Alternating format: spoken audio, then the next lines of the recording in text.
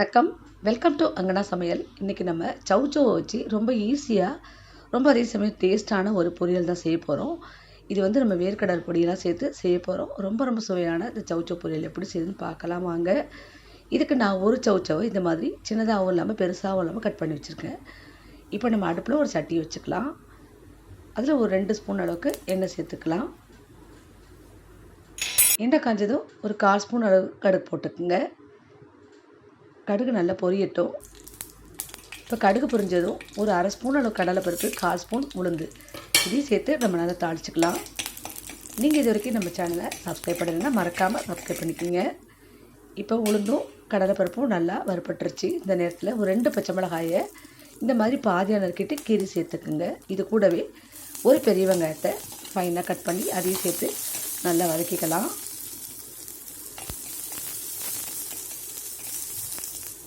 இப்போ வெங்காயம் கொஞ்சம் நல்லா வதங்கிருச்சு. இந்த நேரத்தில் கருவேப்பிலை போட்டுக்கலாம். இப்போ இதையும் நல்லா வதக்கி விட்டுக்கலாம். இப்போ வெங்காயம் நல்லா வதங்கிருச்சு. இப்போ நம்ம கட் பண்ணி வச்சுருக்க சௌச்சௌவை சேர்த்துக்கலாம். சேர்த்துட்டு நல்லா கலந்து விடலாம். இப்போ இதுக்கு தேவையான உப்பு ஒரு 1/4 ஸ்பூன் அளவுக்கு டேபிள் சால்ட்டு சேர்த்துக்குங்க. சேர்த்துட்டு ஒரு 2 டேபிள் ஸ்பூன் அளவுக்கு தண்ணி சேர்த்துக்கலாம். இதுக்கு மேலே தண்ணி அதிகமாக சேர்க்க வேண்டாம். ரொம்ப அதிகமாக தண்ணி சேர்த்தா உங்களுக்கு காய் உங்களுக்கு குழன்னு ஆகிடும். அதனால் இந்த அளவுக்கு போதும். சேர்த்துட்டு நல்லா கலந்து விட்டுட்டு மூடி வச்சு அடுப்பை மீடியம் அல்ல லோவில் வச்சு ஒரு 5 நிமிஷம் அப்படியே வேக விடுங்க. வெந்த பிறகு நம்ம பார்க்கலாம்.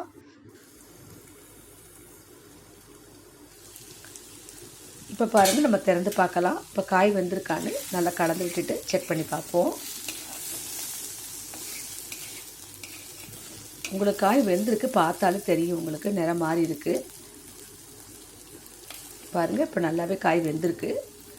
அவ்வளோதான், காய் வெந்துருச்சு. இப்போ நம்ம இதுக்கு ஒரு 1.5 டேபிள் ஸ்பூன் அளவுக்கு வேர்க்கடலையை பொடி பண்ணி வச்சுருக்கேன். இது அப்படியே நம்ம சேர்த்துக்கலாம். இது வறுத்த வேர்க்கடலை. இது அப்படியே பொடி பண்ணி சேர்த்துக்கலாம். அந்த வேர்க்கடலை சேர்த்து செய்யும்போது எந்த காய்கறிகளாக இருந்தாலும் ரொம்ப ருசியாக இருக்கும். இப்போ நம்ம இதை சௌச்சௌ ப்ளைனாக தான் செய்கிறோம். இது கூட வேர்க்கடலை பொடி சேர்த்து செய்யும்போது ருசி ரொம்பவே நல்லாயிருக்கும். இது கூடவே ஒரு 3 டேபிள் ஸ்பூன் அளவுக்கு தேங்காய் தூள் சேர்த்துக்குங்க. இப்போ எல்லாத்தையும் கலந்து விட்டுட்டு நம்ம எடுத்துக்கலாம்.